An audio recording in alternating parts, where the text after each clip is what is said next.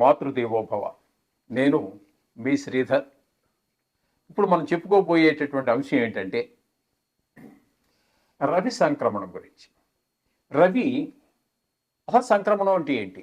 రవి ఒక రాశి నుండి మరొక రాశిలోనికి ప్రవేశించడాన్ని సంక్రమణం అంటారు. దీనికి కాలము ఒక నెలకై ఒక రాశిలో మారుతూ ఉంటాడు. అది కూడా సామాన్యంగా 13, 14 తారీఖులలోనే ఒక రాశి నుంచి వేరో రాశిలోకి మారుతూ ఉంటాడు. ఇది మొదటి నుంచి వస్తున్నటువంటి గణితమే. ఈ విధంగానే ఆయన 13, 14 తారీఖుల్లోనే ఒక రాశి నుంచి ఒక రాశిలో మారుతూ ఉంటారు.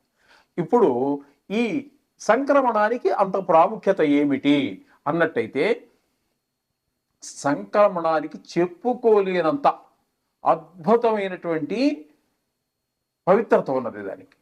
ఆ రోజున పెద్ద పితృదేవతలకి తర్పణాలు వదలటం, వారందరూ సంతోషిస్తారు.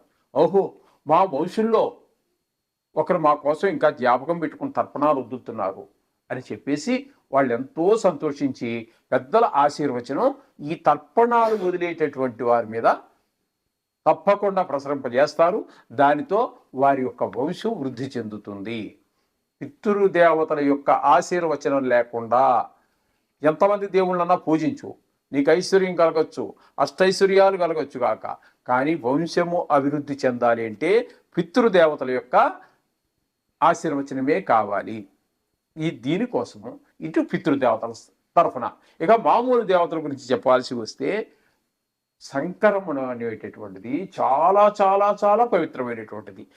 ఏ పూజ చేసినా మామూలు రోజుల్లో చేసిన పుణ్యం కంటే అనేక లక్షల రెట్లు పుణ్యఫలం లభిస్తుంది అని చెప్పి మనకి శాస్త్రాలు చెబుతూ ఉన్నాయి. మనకి ఉదాహరణకి అన్ని మన శాస్త్రాలు చదవలేము, కానీ ప్రతి ఇంటిలోనూ ఏదో సందర్భంలో సత్యనారాయణ స్వామి వారి వ్రతం మనం చేసుకునే ఉంటాము. అప్పుడు కూడా ఆ సత్యనారాయణ స్వామి వ్రతంలో కూడా సత్యనారాయణ స్వామి వ్రతం ఎప్పుడు చేసుకోవాలి అనేటటువంటి ఒక ప్రశ్న వాళ్లే వేసుకుని సమాధానం చెప్పేది ఎప్పుడంటే, ఏకాదశి రోజున కానీ, పౌర్ణమి రోజున కానీ, సంక్రమణం రోజున కానీ ఈ యొక్క వ్రతాన్ని చేసుకుంటే, అలాగే ఇంట్లో శుభకార్యాలు జరిగేటటువంటి సందర్భాల్లోనూ ఈ యొక్క వ్రతాన్ని చేసుకుంటే చాలా మంచిదని చెప్పడం జరుగుతుంది. అంటే సంక్రమణానికి దేవుని యొక్క పూజలు చేసుకోవడానికి కూడా అంత ప్రాముఖ్యత ఉన్నదని మనకి చెప్పగానే తెలుస్తున్నది. అలా పురాణ పురుషులే ఆచరించినటువంటిది కాబట్టి మనం తప్పకుండా ఈ మకర సంక్రమణం కాదు, ఏ రాశిలో ప్రవేశిస్తే ఆ సంక్రమణం అంటారు. ఆ సంక్రమణం రోజున తప్పకుండా అటు పితృదేవతల యొక్క పూజలు, ఇటు మామూలుగా మన దేవతల యొక్క పూజలు కూడా చేసుకున్నట్టయితే చక్కటి ఫలితాలన్నీ మనం అనుభవంలోకి వస్తాయి. మనసు ప్రశాంతంగా ఉంటుంది. మనకి వెనకాల ఎవరు అక్కర్లా, నా కొడుకున్నాడు, మా తండ్రి ఉన్నాడు, మా అన్న ఉన్నాడు, మా తమ్ముడు ఉన్నాడు, మన భార్య ఉంది, నాకు వెనకాల 1,00,000 కోట్లు ఉన్నాయి, ఇవేం అక్కర్లేదండి. అంతకంటే కూడా కోటి రెట్లు నీకు మనోస్థైర్యాన్ని ఇవ్వగలిగినటువంటిది దైవశక్తి. అటువంటి దైవశక్తి మనకి సమకూరాలి అన్నట్టయితే పెద్దలు చెప్పినటువంటి ఇటువంటి పర్వదినాలలో తప్పకుండా ఈ యొక్క పితృదేవతలకి సంతృప్తి కోసం తర్పణాలు వదులుకోవటము, ఇటు మామూలు దేవుడికి సంబంధించి పురాణాల్లో ఏమేమి చెప్పారో చెప్పడం కూడా చేసుకోవచ్చండి. దేవతలకు సంబంధించినటువంటి సంక్రమణం రోజు ముఖ్యం అక్కడ. అటువంటి రోజున మీ ఇష్ట దైవం, ఏ దైవాన్ని అయితే ఆ దైవాన్ని మీరు పూజించండి, తప్పకుండా సరళ శుభాలు మీరు పొందుతారు. ఇది మీ అందరికీ తెలియజేస్తున్నాను. ఇప్పుడు మనం చెప్పుకోబోయేది ఏమిటి అంటే, ఇప్పటి వరకు 13వ తారీఖు వరకు, 13 ఏప్రిల్ 2025 వరకు మీనంలో సంచారం చేస్తూ ఉన్నారు సూర్యభగవానుడు. అటువంటి సూర్యభగవానుడు మనకి 14వ తారీఖు ఏప్రిల్ నెల 2025 నుండి 14వ తారీఖు మే నెల, అంటే కరెక్ట్గా నెల 2025 వరకు మేష సంక్రమణం అంటారు. మేషంలో ప్రవేశిస్తున్నారు. ఈ నెల రోజులు మేషంలోనే రవి యొక్క సంచారం జరుగుతూ ఉంటుంది. ఈ విధంగా జరగటం వలన ఈ 12 రాశులు ఉన్నాయి కదండి మనకి, ఈ 12 రాశుల వారికి ఏ విధమైనటువంటి ఫలితాలు కలుగుతాయి? శుభ ఫలితాలు కలుగుతాయా, అశుభ ఫలితాలు కలుగుతాయా? ఒకవేళ శుభ ఫలితాలే కలిగేటట్టయితే ఏ విషయాలలో శుభ ఫలితాలు కలుగుతాయి, అశుభ ఫలితాలు కలిగేటట్టయితే ఏ ఏ ఏ అశుభ ఫలితాలు కలుగుతాయి అనేటువంటిది మనం ముందుగా తెలుసుకున్నట్టయితే దానికి తగినటువంటి పరిష్కారాలు చేసుకోవటానికి మనకి అవకాశం కల్పిస్తుంది. కాబట్టి దీన్ని మనం జ్యోతిష శాస్త్రంలో చెప్పుకోవడం జరుగుతోంది. భూతకాలం గురించి అక్కర్లేదు, అందరికీ తెలిసిపోయిందే. వర్తమానం ఎలా జరుగుతుందో అందరికీ తెలుసు. ఇక దీనికి ఎందుకు ఇంత ప్రాముఖ్యత అంటే మన భవిష్యత్తు, ఈ భవిష్యత్తు ఎలా ఉండబోతుంది, రేపు ఎలా ఉండబోతుంది, రేపు వారం ఎలా ఉండబోతుంది, రేపు నెలలో ఎలా ఉండబోతుంది, రేపు సంవత్సరం ఎలా ఉండబోతుంది, రాబోయే నా జీవితకాలం అంతా ఎలా ఉంటుంది అనేటువంటి తెలుసుకోవడం కోసమే మనకి ఈ జ్యోతిష్ శాస్త్రాన్ని మహానుభావులు మనకు అందించారు. కాబట్టి అటువంటి వారికి ప్రణామం చేసుకుంటూ ఈ మేష సంక్రమణం గురించి ఇప్పుడు ఏ ఏ రాశుల వారికి ఏ ఏ ఫలితాలు వస్తాయనేది తెలుసుకునేటువంటి ప్రయత్నం చేద్దాము. మేషరాశి వారికి 14వ తారీఖుని ఏప్రిల్ 14న మేషరాశిలో ప్రవేశిస్తూ ఉన్నారు. మేషరాశి వారికి అప్పటి నుంచి 14వ తారీఖు మే నెల 25 వరకు అంటే నెల రోజులు ఏ విధమైనటువంటి ఫలితాన్ని ఇస్తాడు అంటే మేషరాశి వారికి జన్మంలోనే రవి యొక్క సంచారం జరుగుతోందని మనకి అర్థమవుతోంది. కాబట్టి ఈ నెల రోజులు వారికి శుభ ఫలితాలు ఇస్తారా అశుభ ఫలితాలు ఇస్తారా అన్నట్టయితే శుభ ఫలితములను ఇవ్వజాలరు, అశుభ ఫలితాలే ఇస్తారు. అశుభ ఫలితాలు అంటే ఏ ఏ విషయాలలో ఏ ఏ రకంగా ఈ అశుభ ఫలితాలు ఉంటాయి అని తెలుసుకునే ప్రయత్నం చేద్దాము. సశాస్త్రీయంగా తెలుసుకునే ప్రయత్నం చేద్దాం.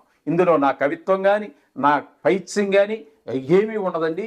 శాస్త్రం శాస్త్రం శాస్త్రం ఎంతవరకు చెప్పిందో అంతవరకే చెప్తాను.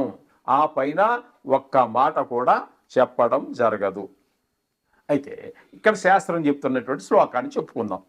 దేహార్తి చిత్త సంతాప కాలాతిక్రమ భోజనం బంధుమిత్ర సుహృద్వేష చంద్రరాశి గతే శనౌ రవౌ అని. చంద్రరాశి అంటే జన్మల్లోనే రవి కనుక ఉన్నట్టయితే, ఈ సూర్య భగవానుడు ఉన్నట్టయితే అక్కడ వారికి జరిగేది ఏంటి అన్నట్టయితే దేహాతి శరీరంలో ఒక రకమైనటువంటి రోగాలు ప్రవేశిస్తాయి. చిత్త సంతాప మనోవిచారం, కాలాతిక్రమ భోజనం కాలాన్ని అతిక్రమించి భోజనం, రోజు ఒకే టైంకి భోజనం చేసినట్టయితే అసలు డాక్టర్తో మనకు పనే లేదు. ఈ డాక్టర్లు నా చిన్నప్పుడు కూడా ఇంతమంది డాక్టర్లు, ఇంతమంది వైద్యులు, ఇన్ని హాస్పిటల్స్, ఇన్ని మందుల షాపులు, అందులో హోమియోపతీలు ఇవేమీ లేవండి, అల్లోపతీలు ఏ పతీలు లేవండి. మనకున్నది ఆయుర్వేదం ఒకటే. అప్పుడు చాలా ఆరోగ్యంగా బతికారు. ఏదైనా వస్తే చిన్న చిన్న వచ్చే మనిషి నాకు రాకుండా పోవు, దానికి ఆయుర్వేదాన్ని ముందుగా స్వీకరించేవారు. అది కూడా 3 అందులో చెప్పబడిన రోగానికి కారణాలు, ఇన్ని రకాలు, ఇన్ని టెస్టులు, ఇన్ని డయాగ్నిక్ సెంటర్లు ఇవేమీ లేవండి. 3 ఏంటవి? శ్లేష్మ, పిత్త, వాత అనేటటువంటి 3 కారణాలు ఆయుర్వేద రీత్యా వేదంలో చెప్పబడింది. వేదానికి వేదాంగమే ఆయుర్వేదం అనేటటువంటిది. దానిలో చెప్పబడినటువంటి 3 కారణాలు మనిషికి అనారోగ్యం చేరుకున్నట్టే వాత, పిత్త, శ్లేష్మ అనేటటువంటిది. ఇందులో వారు డాక్టర్ గారు ఏం చేసేవారంటే, ఆయుర్వేదం డాక్టరు ఇలా చేయి పట్టుకునేవారు. దానికి పెద్ద కోర్సులు ఏం లేవండి. ఆ రోజు పెద్దల ద్వారా సంక్రమించినటువంటివి ఇలా పట్టుకొని ఇక్కడ ఈ 3 దగ్గర ఎక్కడ నాడి కొంచెం భిన్నంగా కొట్టుకుంటుందో చూసి దానికి తగిన మందు ఇచ్చేవారు. అంతే. ఆనాడు ఇన్ని రోగాలు, ఇన్ని డయాగ్నిక్ సెంటర్లు, ఇన్ని స్కానింగ్లు, ఇవేమీ లేవండి. హాయిగా ఉంది. అయితే ఇక్కడ ఇవన్నీ కూడా మనకి కాలాన్ని, ఒకే భోజనం చేసేటటువంటి సమయాన్ని గనక నిర్దేశించుకుని ఒక 10 నిమిషాలు అటు ఇటులో, మరి ఏదో మెళ్ళో తాడి కట్టేటట్టుగా పుష్కరాంశ దగ్గరికి వెళ్ళి మీరేమీ చేయక్కర్లేదు. ఒక అరగంట అటు ఇటులో ఒకే సమయాన్ని నిర్దేశించుకొని భోజనం చేసినట్టయితే మీకు రోగమే రాదు.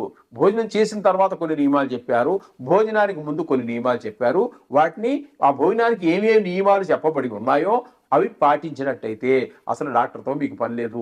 జీవించినంత కాలం కూడా ఆరోగ్యంగా జీవించి హాయిగా. ఆనాడు భాగ్యాలు లేవండి, మహాభాగ్యమైనటువంటి ఆరోగ్యమే మహాభాగ్యం. అట్లాంటివన్నీ వచ్చేవి. ఎందుకని? ఆయుర్వేదాన్ని, మన వేదమైనటువంటి ఉపాంగమైనటువంటి ఈ ఆయుర్వేదాన్ని పాటించారు కాబట్టి. ఈ విధంగా అక్కడ సకాలంలో భోజనం చేయటం అనేటువంటిది ఒక అద్భుతమైనటువంటి విషయం. అటువంటిది కూడా ఈ సూర్య భగవానుడు జన్మరాశిలో ఉన్నప్పుడు మనకి లభించదు. బంధుమిత్ర సుహృద్రేష్ట, బంధువులు మిత్రులు వీళ్ళందరితో కూడా మనకి కలహం సంభవిస్తుంది అని చెప్పేసి మనకి ఇక్కడ శాస్త్రకారులు చెప్పినటువంటి శ్లోకం అండి. ఇది శాస్త్రమే చెప్తున్నాను మీకు, ఇంతకు మించి నా పైత్యం ఏమీ లేదు. అందుచేత ఇక్కడ ఏ ఏ విషయాలలో మనకి చెప్పబడిందో, శరీరానికి రోగం వస్తుందన్నారు, అంచేత రోగాలు వచ్చేటటువంటి పనికి వెళ్ళకండి. 2, అకాల భోజనం చేయకండి, సకాలంలోనే భోజనం చేయమండి. కొన్ని కాలమాన పరిస్థితులు బట్టి కొన్ని సాధ్యపడకపోవచ్చు. ఎవరి దగ్గర ఉద్యోగానికి వెళ్ళామో ఆడ పని చేసి పూర్తి చేసి వెళ్ళవయ్యా అంటాడు, ఇంకా అరగంట ఉంది, అది పూర్తి చేసే వెళ్ళాలి భోజనం.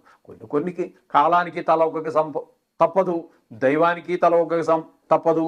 అలాగే మనం ఎవరి దగ్గర ఏదే పని చేస్తున్నామో ఆ యజమాని మాటను కూడా తప్పడానికి పరిస్థితులు అనుకూలించవు. ఈ విధమైన పరిస్థితులన్నీ కూడా ఏర్పడుతూ ఉంటాయి. కాబట్టి చిన్నపాటి తేడాలనైనా మీరు దీన్ని పాటించండి అని చెప్పేసి చెప్తున్నారు.